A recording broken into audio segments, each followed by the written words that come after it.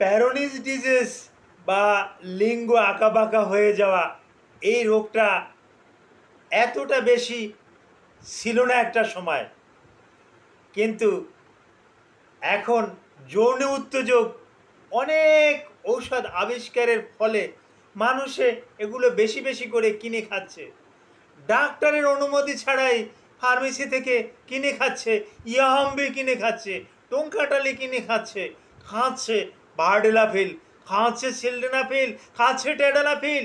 এই যে ট্যাডালাফিলের কত পার্শ্ব প্রতিক্রিয়া, এগুলো যদি আপনি জানতেন তাহলে এর ধারে কাছেও যেতেন না। এই ট্যাডালাফিল হ্যাঁ, এর উপকারও আছে, আমরা রোগীদেরকে দিয়ে থাকি। এটা one kinds of BPH drug, benign prostatic হাইপারপ্লাসিয়াতেও কিন্তু ট্যাডালাফিল কাজ করে। কিন্তু আপনারা শুধু এটাকে ওই ইরেকটাইল ডিসফাংশনে দিলেই তো হবে না, একই ওষুধের এক এক রকমের কাজ আছে। এগুলোকে আমরা ভ্যাসোডাইলেটর বলি। এগুলোর অবমূল্যায়নের পরিপ্রেক্ষিতেই এই পেনিস আঁকাবাঁকা, যেটাকে পেনিস ডানে বাঁকা হয়ে যায়, বামে বাঁকা হয়ে যায়, সে পেনিট্রেশন করতে পারতেছে না, তার পেনিসটা তার ওয়াইফের যৌনাঙ্গের ভিতরে প্রবেশ করাতে পারে না, যৌনাঙ্গের ভিতরে নিতে পারে না, কারণ এতটা বাঁকা হয়ে থাকে। বাঁকাটা কিভাবে যৌনাঙ্গের ভিতরে নেবে? এই ব্যাপারে কিছু গুরুত্বপূর্ণ আলোচনা করব। আলোচনাটি মনোযোগ সহকারে শুনুন। আসসালামু আলাইকুম রহমতুল্লাহি ওয়া বারাকাতুহু। আমি ডাক্তার মীর শহীদুল ইসলাম। আমার চেম্বার শুভেচ্ছা 255, ঐতিহ্যবাহী শেখঘাট, সিলেট। জি, অনেক দিন হয় বলছি, আবার আপনারা ভুলে যাবেন যে শেখঘাটটাকে কেন আপনি ঐতিহ্যবাহী বলেন। একটু এ প্রসঙ্গে না বললে নয় যে শেখঘাটটাকে ঐতিহ্যবাহী এ কারণে বলা হয় যে ইতিহাসে এই শেখঘাটের একটা নাম আছে। কেন নাম আছে? এই বেশি কম হতে পারে, কিন্তু 360 জন আউলিয়া নিয়ে প্লাস মাইনাস হতে পারে। হজরত শাহজালাল ইয়ামান থেকে আসে, এই সিলেটে যেখানে প্রবেশ করে, এই প্রবেশদ্বারের নামই শেখঘাট। এই আমার থেকে, আমি এখন যেখানে বসে ভিডিওটা করতেছি, এখান থেকে 100 গজ দূরেই শাহজালাল ঘাট। ওই ঘাট দিয়েই কিন্তু 360 জন আউলিয়া নিয়ে কিন্তু সিলেটে প্রবেশ করছে, যার পরিপ্রেক্ষিতে এটাকে ঐতিহ্যবাহী শেখঘাট না বললে, সবাই বলে, আমি না বললে একটু ভুল হয়ে যাবে। তো ওই সিলেটের ঐতিহ্যবাহী শেখঘাট থেকে আমি ডাক্তার মীর শহীদুল ইসলাম আপনাদের মাঝে সংযুক্ত হতে পেরেছি। তো আলোচনা করতেছি প্যারোনিস ডিজিজের উপরে। প্যারোনিস ডিজিজ, যার অর্থ লিঙ্গ বাঁকা হয়ে যাওয়া, আঁকা বাঁকা হয়ে যাওয়া। এরকমের আমরা এরকমের দেখি, এই লিঙ্গটা এই রকমের থাকে, এই রকমের স্ট্রং থাকবে, কিন্তু এই স্ট্রং লিঙ্গ না থেকে লিঙ্গটা এই রকমের বাম দিকে বাঁকিয়ে গেছে, 90 ডিগ্রি অ্যাঙ্গেল। এটা দিয়ে সে পেনিট্রেশন কিভাবে করবে, এটা যৌনাঙ্গে কিভাবে ঢুকাবে, স্বামী স্ত্রী মেলামেশা কিভাবে। অথবা আবার দেখা গেছে এই ডান দিকে বাঁকিয়ে গেছে 45 ডিগ্রি অ্যাঙ্গেলে, আবার নিচের দিকে বাঁকাই আছে, এই রকম বাঁকাই আছে। এখন এই বাঁকা অংশ দিয়ে কি পেনিট্রেশন করবে? বাঁকা অংশটা কি যৌনাঙ্গে ঢুকিয়ে দেবে? এটা সম্ভব না।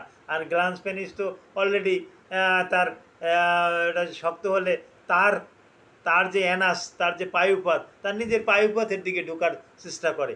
এরকমেরই অনেকে এসে বলে, স্যার আমার পেনিসটা যখন শক্ত হয়, তাহলে এটা যখন নিচের দিকে বাঁকিয়ে যায়, তখন আমার পায়খানা রাস্তায় যাই টাচ লাগে। শুনলে আশ্চর্য হয়ে যায়।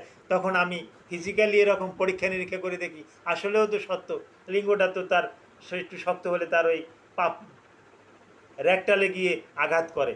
এটা দিয়ে পেনিট্রেশন কিভাবে করবে, এটা দিয়ে যৌনাঙ্গ ছেদন কিভাবে করবে, এটা দিয়ে যৌন মেলামেশা কিভাবে করবে, এটা মহিলার ভ্যাজাইনাতে কিভাবে প্রবেশ করাবে, এইটা সম্ভব না। এইটা একটা সময় ছিল না, এখন বেশি বেশি হওয়ার পিছনে কারণ এই ভার্ডেলাফিল, সিলডেনাফিল, ট্যাডেলাফিল এ জাতীয় ওষুধ বেশি বেশি সেবনের পরিপ্রেক্ষিতে এরকমের হচ্ছে। কেন এরকমের হচ্ছে? একটা উদাহরণস্বরূপ আপনাকে বলি। যেমন একটা লাম্বা বেলুনের কথা বলি। বেলুন যেটা যে লাঠির সাথে বাঁধা থাকে, এটা আজকেই আপনি নিয়ে প্রমাণ করবেন, বা যে কোনো একটা কন্ডোম আপনি ফুলিয়ে দেখবেন। কন্ডোমে যদি আপনি স্বাভাবিক বাতাস দেন, ফু দেন, তাহলে কন্ডোমটা কিন্তু স্বাভাবিকভাবে ফুলবে, স্বাভাবিকভাবে কিন্তু কন্ডোমটা ফুলবে। কিন্তু ওই কন্ডোমে যদি বেশি বাতাস দেন, বা একটা বেল বা কন্ডমে ফুলানোর কথা আমি বলবো না, একটা বেলুন, লম্বা বেলুন যদি আপনি ফুলাতে যান, এই লম্বা বেলুনে যদি আপনি বাতাস দেন, পাম্পার দিয়ে সাধারণত বাতাস দেয়, পাম্পার দিয়ে বাতাস দিলে ওটা নির্দিষ্ট একটা মাপে গিয়ে ওটা এক হাত 1.5 হাত বা 1 ফুট 1.5 ফুট ওটা লম্বা হয়ে যায়। ধরুন এটাই একটা বেলুন, এটাকে আমি এইভাবে বাতাস দিলাম, এভাবে লম্বা হবে, কিন্তু বেশি বাতাস দিলে একটা দিকে বাঁকা হয়ে যাবে। হ্যাঁ, এরকমের দেখি বেশি বাতাস দিতে গেলে এই ডানে মোড় নিচ্ছে অথবা বামে মোড় নিচ্ছে, হয়তো বেলুনওয়ালা ওটাকে ধরে টাইনি টুইনি আবার এটারে সোজা করিয়া ওইটার সাথে আর একটা বেলুন বাদ দিয়ে দেয়। এই রকমের সচরাচর আপনারাও দেখেছেন, যারা বেলুন কিনেন তারা এভাবে দেখেছেন। ঠিক পেনিসেও যখন ভ্যাসোডাইলেট হয়, পেনিসে যখন প্রচুর রক্তফুল হয়, তখন পেনিসে আর ধারণ ক্ষমতা থাকে না, তখন পেনিসটা ডানে বাঁকা হয়ে যায় অথবা বামে বাঁকা হয়ে যায়। এই একটা কারণ, এটা ইউরোলজিস্টরা হ্যাঁ ইন্টারন্যাশনাল ভাবে এটা কিন্তু রিসার্চ করে কিন্তু এই ফলটা পেয়েছে। তারপর আর একটা কারণ, পেনিসে যদি আঘাত লাগলেও কিন্তু প্যারোনিল ডিসঅর্ডার কিন্তু হতে পারে, প্যারোনিল ডিসঅর্ডার হতে পারে, পেনিস আঁকা বাঁকা হয়ে যেতে পারে। তারপর আসে যদি